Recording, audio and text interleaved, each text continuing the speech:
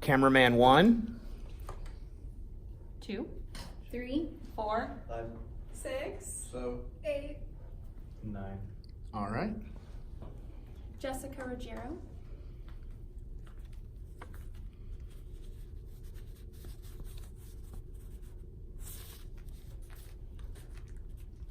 Hi everyone, thank you for coming today. In a recent post by Senator Donald Nesselbush, she stated that in an average grocery store, there's about 75% of processed foods and genetically modified organisms. If we take this statistic into consideration, we're basically eating GMOs all the time.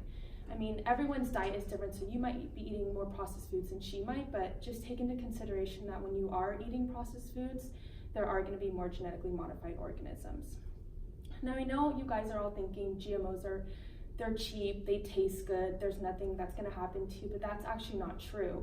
So let's compare it to a disease like Alzheimer's. With Alzheimer's, you're not going to get side effects until, let's say, 5 years or 10 years, and the same thing goes with genetically modified products, the side effects of those. So if you eat it today, you're not going to have an effect tomorrow. It could take up to 5 years, so I think that's really something we need to be aware of when we're eating these products.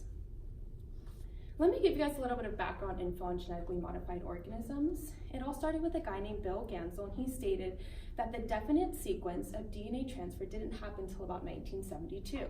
And it was because of two guys named Stanley Cohen and Herbert Boyer who developed an approach to select DNA transfer from one organism to another.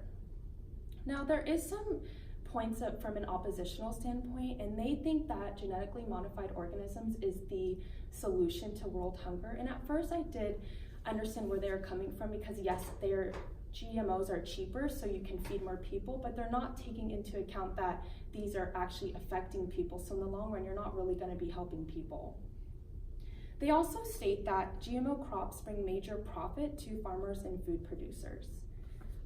But even with the oppositions, I'm here today to convince you all that genetically modified foods are not safe for the body. They bring harmful toxins into our bodies. The construction of these GMOs gives rise to superweeds, which then makes it a negative environment altogether. And the production of genetically modified foods lacks stern regulation, which then makes it unsafe to consume. The process of genetic engineering begins with mutagens in the DNA. When this happens, the plant's DNA is mutated. And from then, you're able to have allergic reactions or diseases from these mutagens. A website called IRT did a prick allergy test, and with this, they had natural soy and GMO soy, and they pricked the people who are participated with these different soy, the GMO soy and the natural soy, and the results came back that more people were actually more allergic to GMO soy. And they're not saying that everyone that's going to take this allergy test is going to be allergic to this, but they're trying to just warn people that, hey, the more GMO products you eat, the more often you eat them, you might have allergic reaction to them. I would like to elaborate more on my point on the construction of genetically modified foods and why it gives rise to superweeds.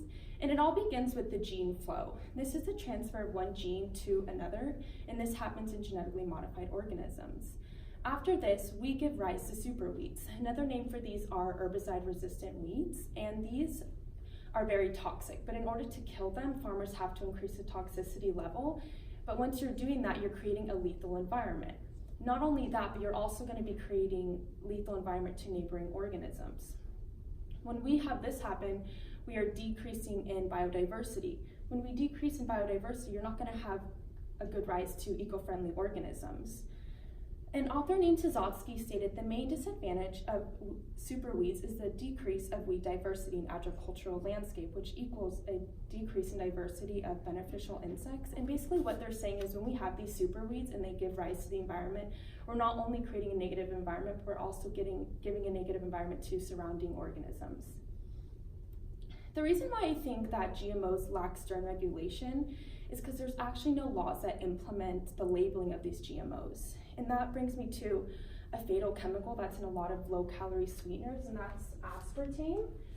Aspartame is, you can find it in Splenda, Orbit, you can find it in low-calorie sweeteners on the boxes of cereals. And what this does is it has a neurotoxic effect on animals and people. And when we go to the grocery store, yes, you can see it on the back of these products, but it doesn't show you the side effects of them. So you could go to the grocery store, buy this product and see it on there, but no one has any idea of what it actually does to the body unless you were to, research about it. So I think that's something that we really need to start putting out there on these products. The FDA also doesn't test if genetically modified foods are safe or not.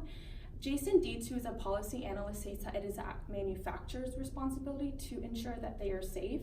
And I do agree with that to some extent, but I think if the FDA had a little bit more testing on these products, it'll put people's minds at ease to know that, yes, these products that we are consuming are actually safe. So today I try to convince you all that genetically modified foods are not safe. I showed you that GMOs bring harmful toxins into the body. The construction of these GMOs give rise to super weeds, which then makes a negative environment altogether. And finally, they lack certain regulation, which then is going to make it unsafe to eat. So the next time you guys are all going to the grocery store, don't just look at the price tag. Make sure to look at the ingredients, because when it comes to our health, it's better to be safe than sorry. There are many websites that you can actually go online and see what different products are not GMO. And you can do this like on WholeFoods.com. You can go online, find a list of products that you want to buy before you even go grocery shopping, so then you're already up to date on it. Go to the store and then you can buy the products that you want that are not GMO. But before I close today, I want to leave you all with a quote from a nutritionist, and she stated, "You are what you eat." Thanks. Cameraman 1. 2, 3, 4, 5, 6, 7, 8, 9.